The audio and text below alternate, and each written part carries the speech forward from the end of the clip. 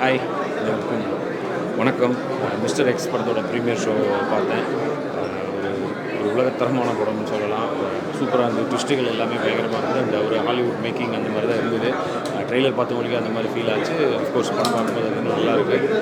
ஆர்யா, கௌதம் கார்த்திக் கிட்டத்தட்ட ஒரு நமக்கு கிடைச்ச ஜேம்ஸ் பாண்ட் மாதிரி இருக்காங்க. தமிழ் சினிமாக்கான ஜேம்ஸ் பாண்ட் மாதிரி இருக்காங்க. லுக் வைஸும் சரி, அந்த பெர்ஃபார்ம் வைஸும் சரி.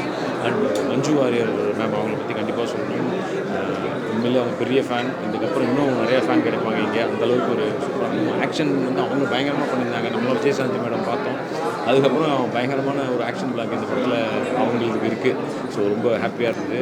படத்தில் ரொம்ப மெயினாக சொல்லணும்னா அஃப்கோர்ஸ் டைரக்டர் செம்மையாக பண்ணியிருக்காங்க. அந்த மாஸ்டர் செல்வா மாஸ்டர் அவரோட ஒர்க்கும் சூப்பராக இருந்தது.